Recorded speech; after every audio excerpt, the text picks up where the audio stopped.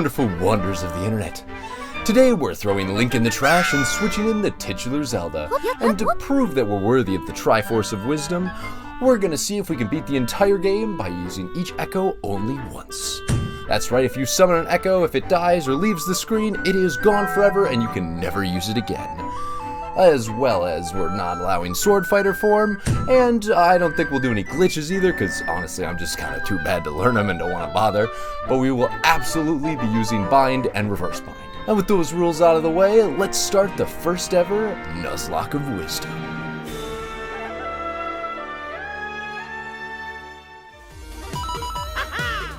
Let's go!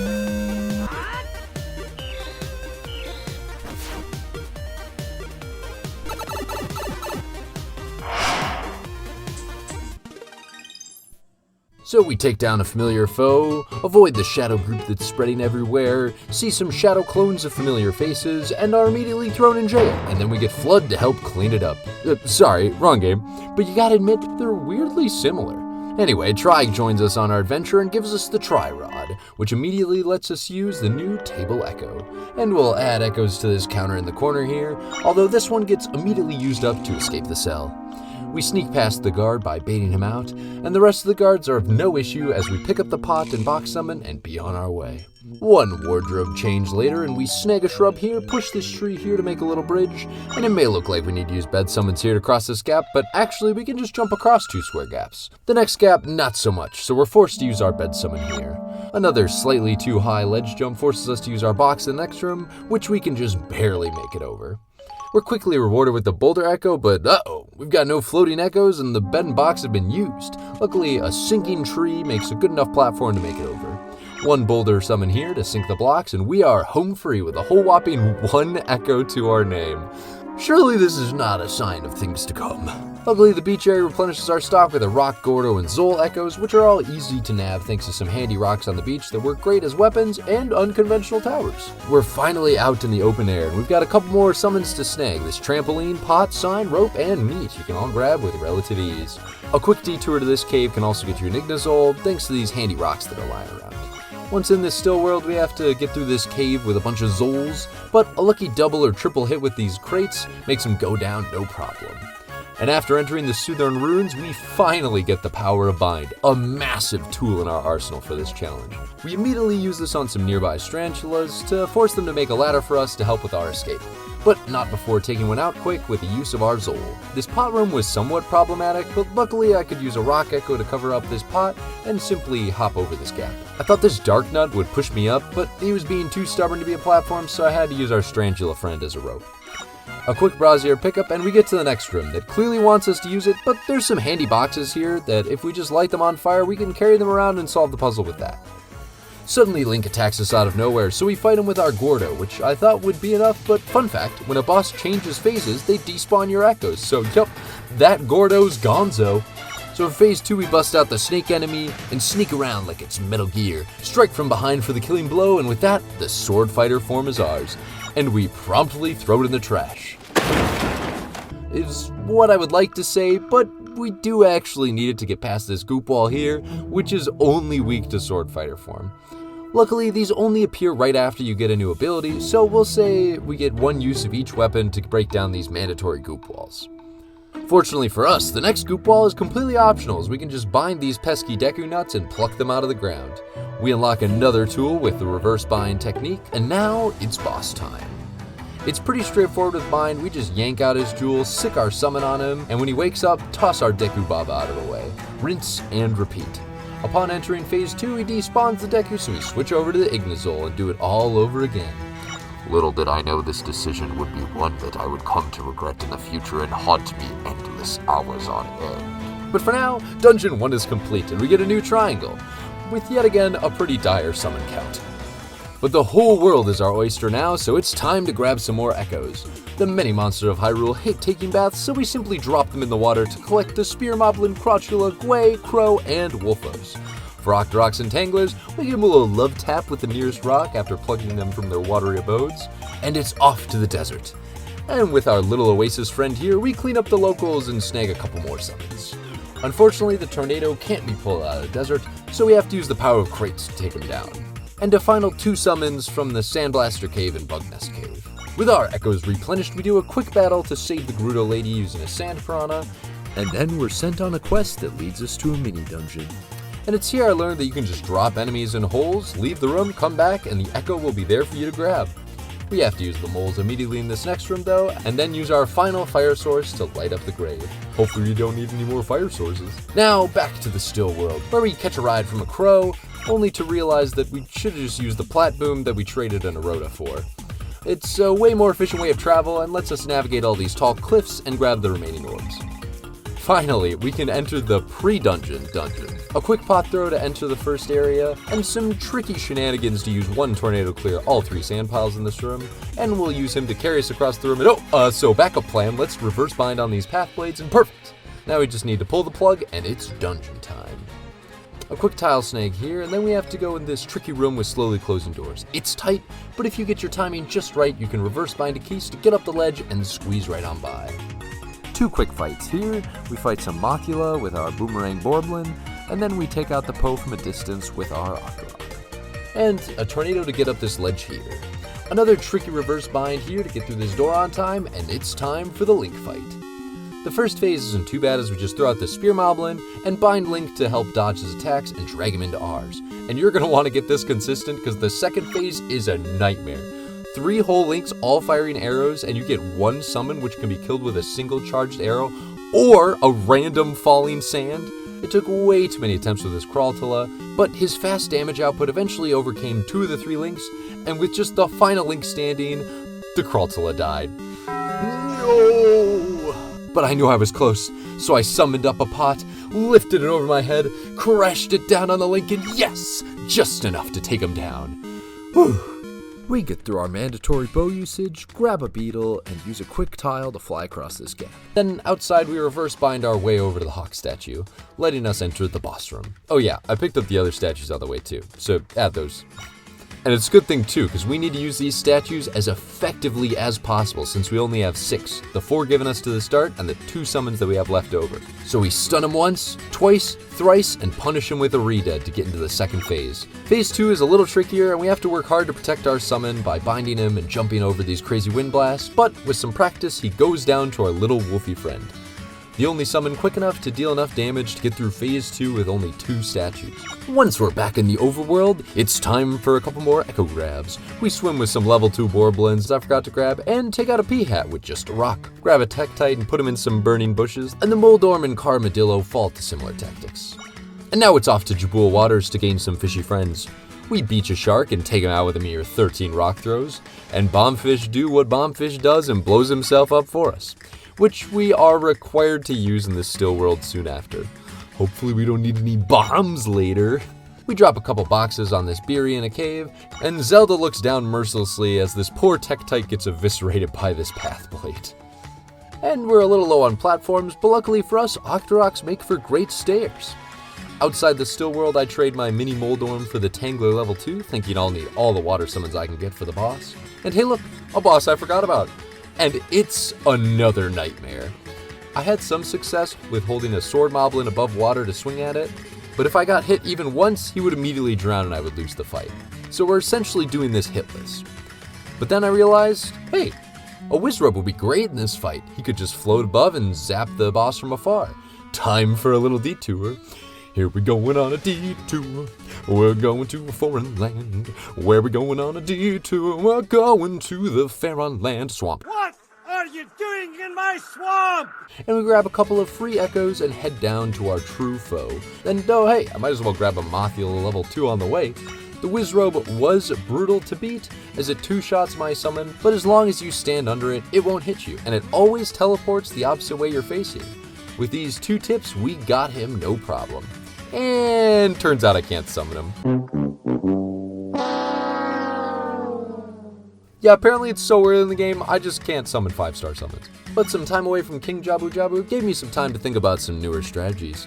And phase 2, we bust out our secret weapon, the P-Hat. Just wait for him to spit up water and then cozy up to him for massive damage. And here's a couple of important things to remember for this fight. Always hold on to your summon, outswim his suction move by jumping out of the water, and good luck. And just like that, Jabu goes down and we hop in the goop. The still world is kinda messy with a really tight jump forcing us to use our trampoline, our final convenient platform, but we're rewarded with the water block echo, which we have to immediately use to get up this steep wall. Another steep wall here had me worried until I found out, hey, I can just reverse bind the Biri and voila! We're up the wall and into the dungeon. This room had me stuck for a while I tried to reverse bind some flying enemies until I remembered, oh yeah, Octoroks make great stairs. And a little staircase here, staircase there, and bam, we made it through. We also get a new summon here, and we enter a new crab encounter. We use our little armadillo buddy here to take care of these crab guys, but don't let them fall in the water. Armadillos don't like baths either. The Gordos in this room can just be carried around to hit all these switches, and another forced combat room makes us use our sword moblin level 2. And suddenly we're already at the boss key, which leads us to this room that I don't even want to bother with. So I just grab our Gue friend who flies us up and avoids us even needing to hit the last button in the water temple. Now, Vakabor, a boss I was extremely worried about because you can only use water summons here. Luckily, Bind on its own can stun the boss, and I end up using the Piranha summon who just swims up and I continuously have to pull him down. It looks really goofy and takes a bit of time, but eventually phase 1 goes down, and phase 2 we pull out the Biri. Pretty much the same strategy, except when he charges up this big wave attack, we just make sure he's looking away from the Biri. With enough patience and careful Biri placement, he goes down to only 2 summons. With all the rifts healed, we head back to Hyrule Castle just in time to see its rift explode in size. So we hop down this well with the help of our shadowy friend and enter the still world. After some navigating in the castle, we see our old friend the prison wall, but this time we gotta break into the prison, and we don't have a lot of standard platforms left to use. But with the unique use of a beetle mound and a sign, we end up getting over the wall just fine. But that's pretty much all we had for platforms. Hope there's no other walls to scale. We take on some Dark Nuts using the good old Poe, who is a perfect counter for these slower enemies and lets us net their echoes as well. And now, a dark realization. The next room has 4 torches to light, and we have 0 light sources. So is that it? Is it run over? Only halfway through the game? Well, of course not. It's time for another detour. Going on a detour, going to a foreign land. Going on a detour, going to the Fireland. Except I can't get up this mountain, so we trade a crab for a blowy Joey who helps us scale these cliffs. We go from 0 to Lizalfos, Fire Octo, and Slug, and head back because we can't get the Fire Keys or Fire Wizrobe. So we come back with a measly 2 fire sources. But what if I told you we actually had 1 more fire source? Yes, it turns out when I fought the first boss with the Ignizold, that was a ruse, you see. I actually fought it with the Spear Moblin that I got after backtracking, and when I fought Aerolink, I actually used the Club Borblin. Yes, it all fits nicely, so let's just go with that.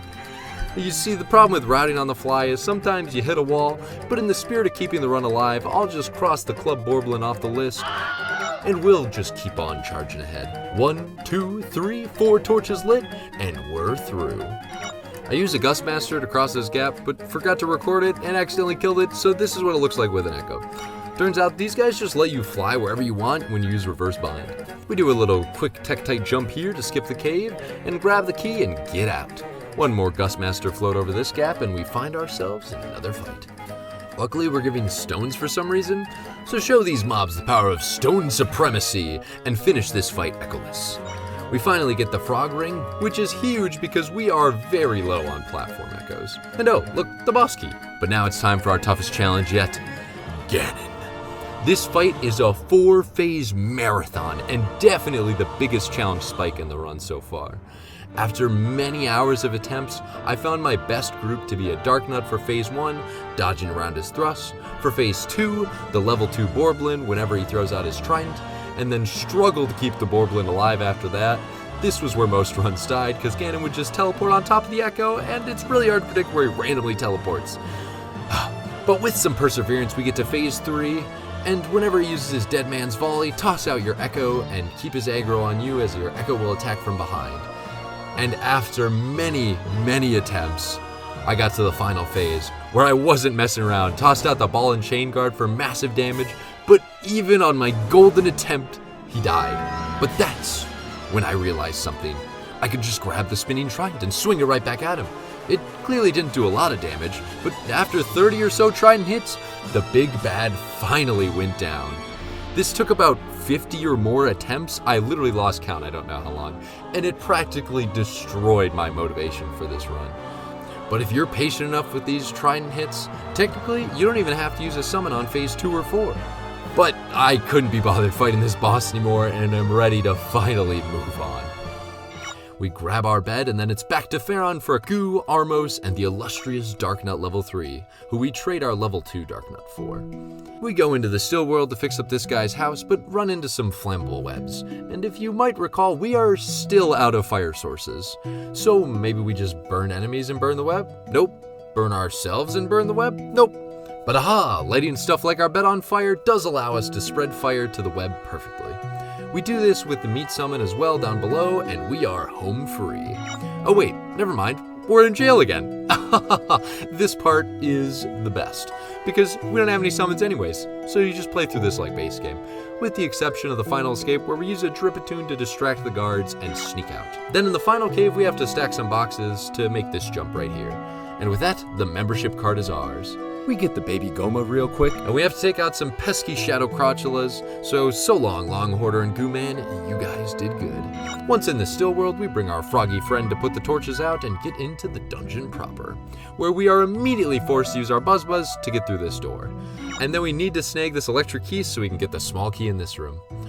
And it's off to the Mandrake mini-boss, who we take down with a little flower of our own. We could get this small key, but it takes a lot of summons, so I just skip it for now. And as a matter of fact, there's another web wall, so let's just go to another dungeon. So we're back off to Death Mountain once more, and since we already scaled this mountain, we just hop right into the still world and are hit with this. Well, this is gonna take a million bombfish, or it'll just take 1-0. You see, this little chap gives us infinite bombing power, making this room no problem. And all we need is a little more reverse bonding to get this final orb, turning this off to save some old men. We've got to fight some Lizalfos level 2, which are quite strong, but my little plant friend can chomp them in one bite, no problem. And unfortunately for the next Lizalfos, I have the high ground. We quickly save the other Goron by grabbing some rock meat, and bam, secret passage revealed. A little reverse bind here, and we can fly right across this gap, and you guessed it, back into the still world. One little lava rock friend is enough to carry us through most of the area, but towards the end things get a little messy and we need to recruit a flying friend to carry us through this lava maze.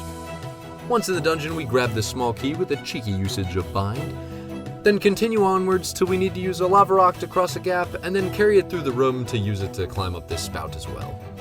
With a fireproof potion, we just walk through these vents and go straight to lava slugs, drop the left one on the switch, and use the right one to float up, and bam, small key number 2 is ours. And finally, we get a Link fight where there's actually hazards in the room. So yeah, we're doing this Echoless. It's bouldering time. And after only 10 minutes of dropping boulders on Link, he goes down and we get our 1 free use of bombs, which we need immediately in the next room to snag a small key. Unfortunately, we end up in this room with so many rocks, and this is the first official reused summon. And it's sad to say, but this is officially mission failed.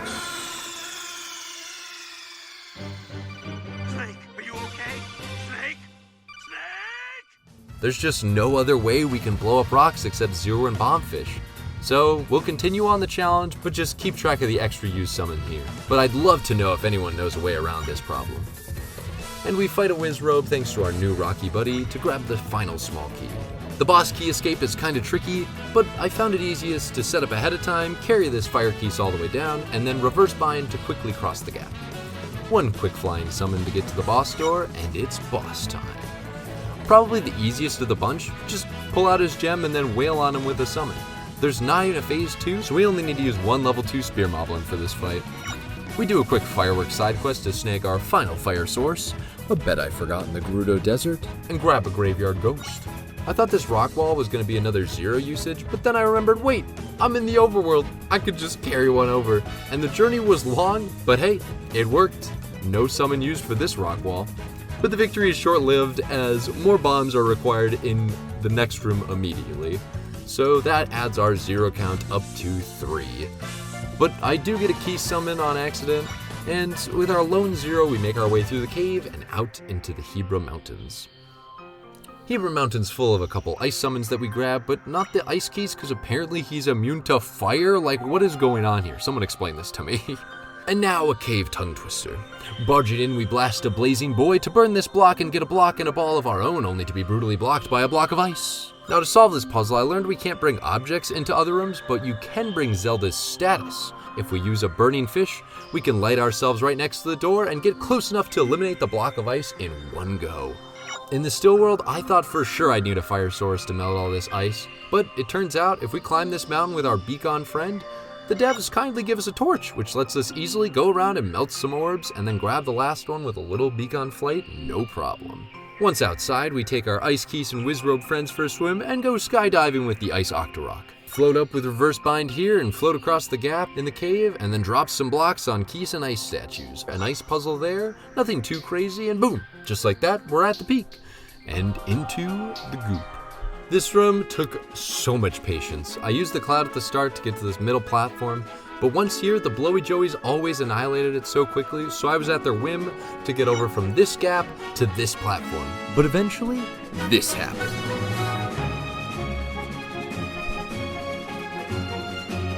We made it, yes. Just a quick float up from an ice blob, a tight jump here, and we're out. All that's left is to jump on some clouds and float over this gap, and we're at the temple. And the temple's all smooth sailing until we get to a literal cliff. And I thought my keys might be able to do the trick, but this gap is way too big. I'd certainly need something like a Gwei to get all the way up this, but I already used that to skip a room in the water temple. But I never used the shark, so if we say I beat that room with the shark and save the Gwei for later, we can kind of just hand wave that away and use the Gwei to get across this gap. But yeah, not planning's biting me in the butt yet again. We needed a platform to get around all these ice vents, and the snow cactus did a good enough job, although he was kinda goofy to jump on. In our next encounter, we have to face 4 igneous talus. But lucky for us, there's some steam vents, and hilariously enough, the igneous talus don't seem to mind if you put them in front of them, so they'll just sit there until they perish. And in the next fight, our luck immediately evaporates. This boss is so impossible. He moves so fast and one-shots all your summons immediately, and you need to freeze him before you can feasibly do damage. Even if I were to use something like the Ice Wizrobe that froze him immediately, I wouldn't be able to get another summon out to do damage without unsummoning the Ice Wizrobe, which would kind of ruin the whole fight. I could not find a good way to fight these guys with only a few echoes. And this is where the run kind of just all falls apart. Despite the band-aids, despite the extra echoes needed, this one, I just limited myself to using 2 specific echoes, the Ice Octo and the Carmadillo. And it took 22 Ice Octo and 8 Carmadillo, and I just couldn't see any way that I could feasibly make this any better. So I'm gonna add all these summons that I used to our list at the end. And it kind of breaks the run, but I just can't see any way around this. But you may notice that the video doesn't end here, and that's because even though I think we failed to best this boss, that doesn't mean we can't best the rest, because the fun of this run isn't about winning every single fight, it's about finding unique solutions and different ways to play the game, to see Echoes of Wisdom in a new and unique light. And if I haven't played it to the end, I haven't seen all the ways to play this game, so let's finish this run. We got another torch room here, but they give us a couple of braziers and a fire keys to light most of them, which means we just have to spend our fire wizrobe to light the last one. We go swim with a freeze slug and Zoe in the next room, and use an ice block for this puzzle here, and we're on to the next battle, against the dreaded white wolfos. How do you defeat a super fast foe that can easily summon an infinite amount of allies? Well, it's easy. You just stand in the corner. His summons won't notice you, and the Zoa will quickly defeat the White Wolfos before he even bothers to attack. Aggro the summons one at a time, and the Zoa will pick off those Wolfos too. Just goes to show that with the right approach and summon, it makes all the difference in a fight. And we sadly have to use our final fire source to light this torch, but that finally gives us the boss key and access to the boss room. Scorchill is another 3-phase menace, and he is completely invincible until you remove his ice and fire hat. You may think that this first ice phase we have nothing to fight him with since we're out of fire sources, but I may have told a little lie, because I forgot this tempered Tweelus and his flaming fists. This guy tears through the helmet and deals massive damage to boot. An easy echo to get us through the first phase. But with that, we are really out of fire echoes, so we've only got ice users to work with now. The second phase, I immediately leave with the freezered enemy, break the helmet, and try to do damage with Lizalfos, but he gets wiped out immediately. Then I bring in the ice keys and lose him too. Things aren't looking good, but I finally get a good rhythm with the lever echo and take down phase 2. Phase 3, we crack the helmet with a troublesome ice whiz robe that is really hard to keep alive, and try to do some damage with the Guinea, who instantly perishes, and then use the level 2 Lizalfos, who is completely immune to fire. This fight was scuffed, messy, and took a whole 8 summons instead of 3, but after so many attempts and just really getting worn out at this point, that was the best I could do, so we push on. And, oh yeah, we never finished the Farron Swamp, so we take a quick detour back and grab the Lizalfos level 3 and Gibdo level 2, each costing us 1 echo. And another fire source is needed. So finally, we have to add onto our excess summons 1 fireworks summon. With some tight timing, we can get this door to open, and it's on to our final Wizrobe fight. And I'm so used to Wizrobes at this point that we just fight him with a water Zol, and it's that easy. Just get underneath him.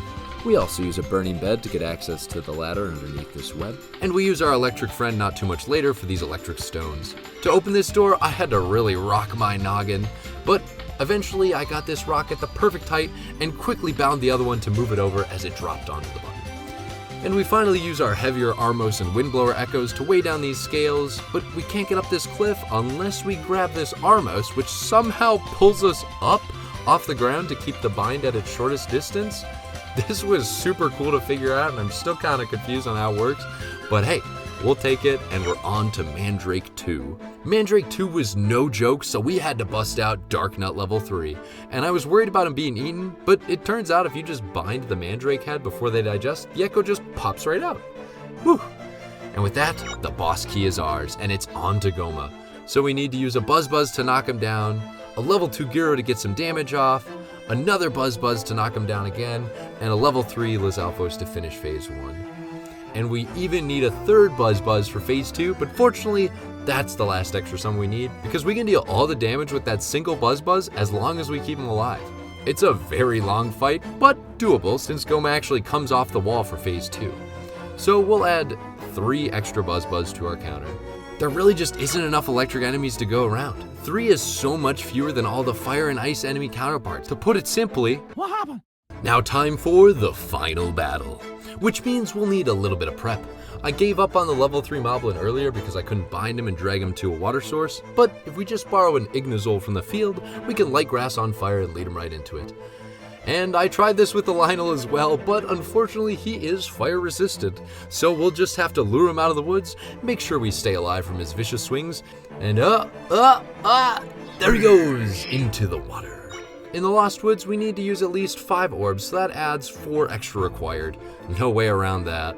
But now we're in the Sacred Realm, and all we have to do is navigate around some areas, use some reverse bind shenanigans with P-Hats and Biri, as well as a totally intentional damage boost here, and we finally use our keys to fly through this section to get across here. And time for a boss that I, again, completely forgot about, Echo Zelda. She summons an infinite amount of creatures, so we need 3 summons that are strong enough to survive the onslaught and can hit her in the air. For phase 1, I went with the level 3 Moblin who can block most attacks, and if binded properly can just barely hit Echo Zelda, and we finish off the first phase. Phase 2, we bring out the Boomerang Borblin, who is great at hitting Zelda in the sky, but not so great at staying alive, so we keep him on the move and finish off phase 2. Phase 3 is a total onslaught of the game's strongest enemies, so we bust out Mothia level 2 to fight from the skies, which takes some luck because Mothia level 2 is also not that sturdy, but after a decent amount of attempts, Echo Zelda goes down. Unluckily, Link is trapped in a crystal, and the only way I know how to break this is with the bow, which makes us break another rule, adding our swordfighter count to 4. But now we simply unload all our unnecessary equipment onto Link, and it's time for the final stretch. We let Link do all the fighting and use a beetle to hit this button here, and this room looks like you need to fight, but if you wait long enough, Link will just clear out both sides without you lifting a finger. We clear the next room with some Gus Master shenanigans. Then there's this puzzle room that looks like you need to build a path for Link, which I tried, but he didn't like my snowball. So I just did the work for him, picked him up with bind, and then put him on the upper ledge. Turns out you don't need any summons here at all. And now, the final boss, fueled with the Triforce of Power, Null. Bind proves to be the most effective strategy for this boss, as we can just pull out Null's limbs, and Link will one-shot them one at a time. So this fight is a matter of supporting Link so he can take down the boss before you get taken down. After a while, Null will pull you into a water zone, which I'm not quite sure how this works, but I do know that after you swim for a while, you simply need to hit him for 1 damage, and the phase immediately ends. It's really weird, and I'm not sure how it works this way, but hey, we take those. Then for the final phase, Null goes all out with extra arms, summoning every boss in the game, and all we gotta do is pull some limbs. The only thing you really have to watch out for is the grabby hand that will put you in a cage and keep you trapped there until Link saves you. Which, sometimes he just mocks you by jumping around. Like, what are you doing, Link? Help me out! After our damsel in distress moment is over, we break his shield 2 more times, and then all we've got to do is hit him with that bind, and the day is saved. The Nuzlocke of Wisdom 1 and done run is complete, with the asterisks of using 4 swordfighter forms, 2 extra fireworks, 3 extra buzz, 2 extra zero, 22 extra ice rock, and 7 extra armadillo. This was such a fun challenge to do, and gave me a greater appreciation for the game through the new different ways I had to approach all its puzzles. I would highly recommend trying it yourself, and see if you can get any better solutions than I did, because it was certainly a bumpy ride. But I can't hang around much longer, because I gotta go make a best games of 2024 list, and I'm running out of time, and I gotta figure out where this game places on that list exactly. And with all that, I will see you soon.